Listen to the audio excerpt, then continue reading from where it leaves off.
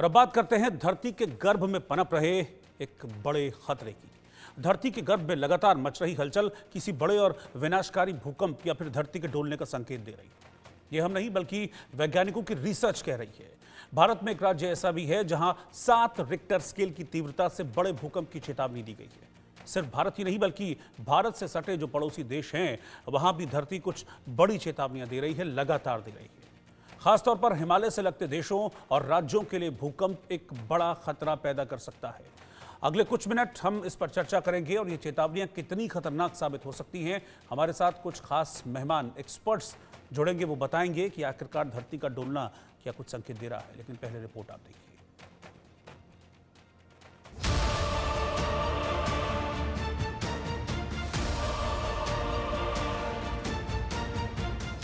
महाविनाश तय, महाभूकंप का भय, धरती डोल रही है, विनाश विनाश बोल रही है, मचेगी बड़ी तबाही, धरती की शामत आई, डोलती धरती, हिलते घर, महाविनाश का डर।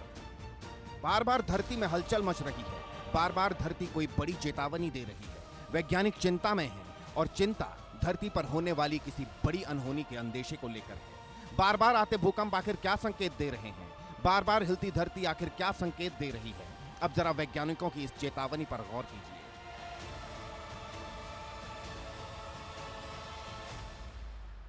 वाडिया हिमालय भूविज्ञान संस्थान के वैज्ञानिकों ने एक बड़ी चेतावनी दी है।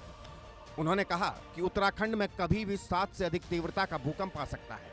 उत्तराखंड के 4 जिले बेहद संवेदनशील जोन 4 और 5 में हैं। लगातार आ रहे छोटे भूकंप इस बात का संकेत दे रहे हैं। छोटे भूकंपों से भूकंपीय क्षेत्र के सक्रिय होने का संकेत मिल रहा है। वैज्ञानिकों की चिंता आखिर क्यों बढ़ी है? आखिर बार बार आ रहे भूकंप की वजह क्या है? वैज्ञानिक क्या कह रहे हैं, जरा सुनिए। ये जो अर्थक्वेक हो रहे हैं बार बार चारों ओर हर ग्लोब में हो रहा है, केवल इंडिया में नहीं हो रहा है, यूरेशिया इंडियन प्लेट में नहीं हो रहा। तो ये अर्थक्वेक होने की प्रक्रिया है कि वहाँ के रॉक कितना जो है तनाव को बर्दाश्त कर सकता है। तो ये बार बार तनाव पैदा होना और फिर उस तनाव को रिलीज कर देना, माने रॉक को तोड़ देना, ये प्रोसेस में अर्थक्वेक हो रहा है। और जब अर्थक्वेक जब तनाव होता है, अर्थक्वेक जब रिलीज करता है एनर्जी, तो इसका मतलब है कि वो जगह रिलैक्स हो जाता है, स्ट्रेस से रिलैक्स हो जाता है। तो इसीलिए ये प्रोसेस है। और जहाँ जहाँ रॉक की सहन शक्ति उसके तनाव को की शक्ति से कम हो जाती है तो टूट जाता है। अब जरा आपको हाल की घटनाओं के बारे में बताते हैं। ये घटनाएं साबित कर रही हैं कि धरती में हलचल अब लगातार बढ़ती ही जा रही है। 24 फरवरी 2025 दिल्ली में 2.2 तीव्रता का भूकंप। 18 से 24 फरवरी के बीच दिल्ली में 3 बार भूकंप। 19 फरवरी से 28 फरवरी के बीच उत्तराखंड में धरती डोली। उत्तरकाशी में 10 दिनों के भीतर भूकंप के 7 झटके। 8 मार्च 2025 सिक्किम में 5.2 तीव्रता का भूकंप। 8 मार्च 2025 पाकिस्तान में 5.2 तीव्रता का भूकंप। पाकिस्तान में 28 फरवरी को भी 4.5 तीव्रता का भूकंप आया था। 9 मार्च 2025 जापान में 5 से अधिक तीव्रता के 2 भूकंप। 9 मार्च 2025 तिब्बत में 4.0 तीव्रता का भूकंप। वैज्ञानिक कहते हैं कि धरती पर भूकंप तो आ रहे हैं, लेकिन अब समुद्र की अथाह गहराइयों में भी हलचल बढ़ रही है। समंदर की गहराइयों में आने वाले भूकंप कभी भी बड़ी सुनामी और तबाही की वजह बन सकते हैं। वही अर्थक्वेक सुनामी पैदा करता है जबकि रॉक काफ़ी कॉम्पैक्ट हो, काफ़ी हार्डर हो और काफ़ी वो जो टूटने में उसका एनर्जी ज़्यादा लगे। तब जब टूटता है तो वो जो है फॉल्ट जो है उसका रिवर्स फॉल्ट या उसका पूरी जो है थ्रस्ट फॉल्टिंग से टूटता है, काफ़ी एनर्जी जनरेट होता है। जितना रॉक टूटता है उतना नीचे जाता है, उस पोर्शन में जो है पानी भरने लगता है और वाटर का डिस्प्लेसमेंट जब होता है तो वही सुनामी का रूप लेता है। तो ये तभी होगा जब काफ़ी बड़ा अर्थक्वेक हो, सैलो अर्थक्वेक हो, तब वहाँ पर सुनामी जनिक हो। वैज्ञानिकों के अनुसार पृथ्वी टेक्टोनिक प्लेटों पर स्थित है जो तरल लावा पर तैरती है। जब ये प्लेटें आपस में टकराती हैं या खिसकती हैं तो ऊर्जा बाहर निकलती है, जिससे भूकंप उत्पन्न होता है।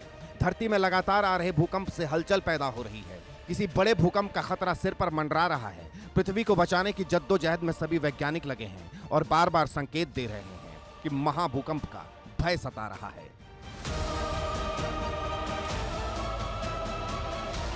Bureau report, India news.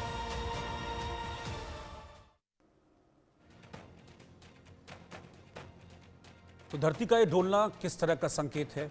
इस नए साल में क्यों लगातार इस तरह की घटनाएं हो रही हैं, क्योंकि नए साल के बाद से हमने देखा दर्जनों घटनाएं हो चुकी हैं। फिर चाहे मैं भारत से सटे जो देश हैं, पाकिस्तान है, तिब्बत है, उनकी बात करूं, या फिर दिल्ली की बात करूं, सिक्किम की बात करूं, उत्तरकाशी की बात करूं, बांग्लादेश की बात करूं, राजस्थान की बात करूं, कई जगह धरती डोली है। तो ये डोलती हुई धरती क्या संकेत दे रही है? मेरे साथ दो खास मेहमान, दो एक्सपर्ट्स इस वक्त हैं। Doctor A.K. बयानी जो कि भूवैज्ञानिक हैं, वो इस वक्त साथ में हैं, और डॉक्टर नरेश कुमार भूकंप वैज्ञानिक हैं, वाडिया इंस्टीट्यूट देहरादून से हमारे साथ जुड़े हैं। आप दोनों का बहुत बहुत स्वागत है। डॉक्टर बयानी, पहले मैं आपके पास आ रहा हूँ।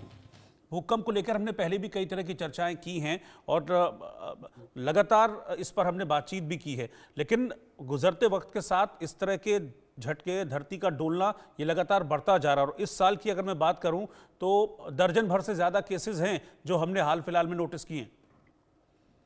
जी हाँ, आप सही कह रहे हैं। इस साल ऐसा देखा गया है कि भूकंप की घटनाएं अधिक हो रही है, पर ये जो भूकंप आ रहे हैं ये बहुत कम मैग्नीट्यूड के हैं। और एक्चुअली क्या होता है कि जो भूकंप हैं वो कोई स्टेटिस्टिकल रूल्स को फॉलो नहीं करते कि इस साल अधिक होंगे या इस साल कम होंगे, या एक एवरेज रहेगा जो हमेशा चलता रहना चाहिए।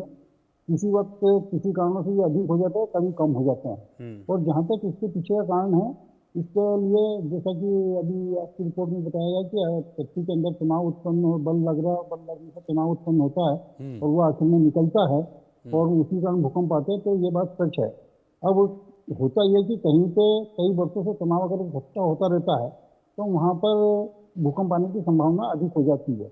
और ऐसा ही हिमालय क्षेत्र में या दिल्ली के आसपास क्षेत्र में हो रहा है कि हम जो नॉर्थ की तरफ बढ़ रहे हैं, तो पिछले 50 वर्षों से भी अधिक, बल्कि ये कहूँगा कि 1950 के बाद कोई बड़ा भूकंप नहीं आया इस क्षेत्र में। तो ये तनाव काफी अधिक इकट्ठा हो रहा है। अब ये कैसे निकलेगा, कब निकलेगा, कितने मैग्नीट्यूड के साथ निकलेगा, इसके बारे में अभी निश्चित तो नहीं कह सकता। पर ये जो छोटे छोटे भूकंप हैं, ये इस बात के निश्चित रूप से संकेत हैं कि पृथ्वी के अंदर आंतरिक गतिविधियां चल रही है और वो गतिविधियां कभी भी बड़ा रूप ले सकती है।